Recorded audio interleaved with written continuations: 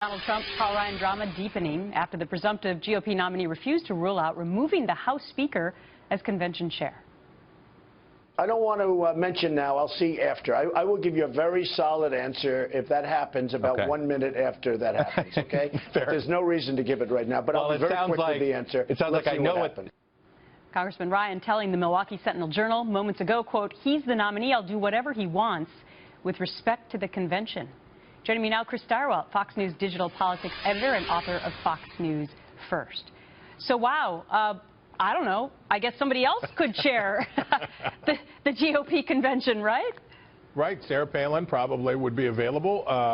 Look, Paul Ryan basically saying to Donald Trump, I'm not going to fight you. I'm not going to fight you. You won.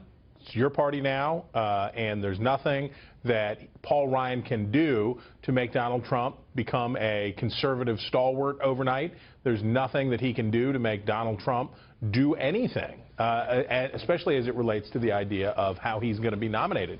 So this is Ryan saying, it's yours.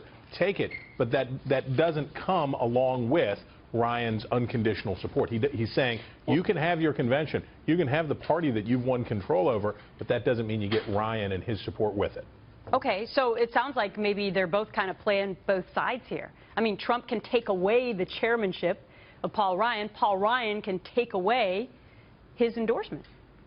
He can't. Now, look, I think that for what Donald Trump's doing, I don't think he should much care about Paul Ryan's endorsement. I think he's got to run left.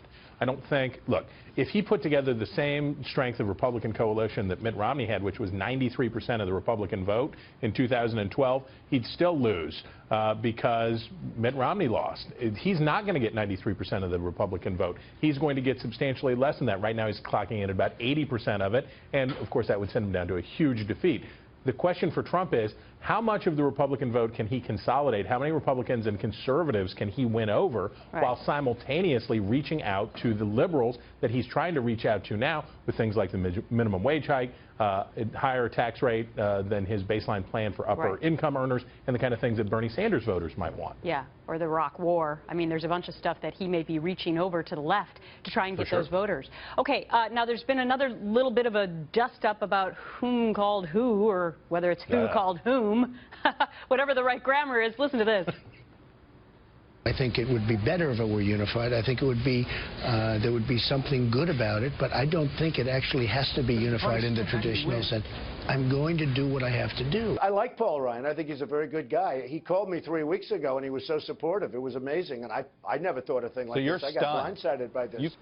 All right, so Trump says he was blindsided by Paul Ryan saying that he wouldn't support him, and he said Paul Ryan called him 3 weeks ago to congratulate him, but the Ryan camp saying, nope, we never did that.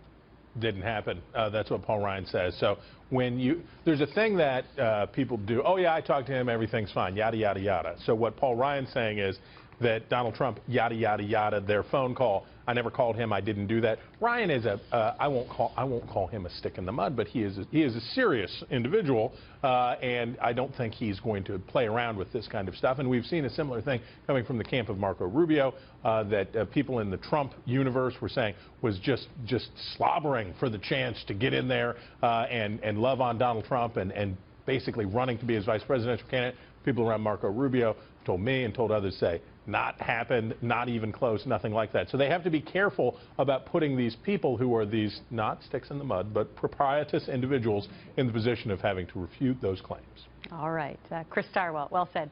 See you next week.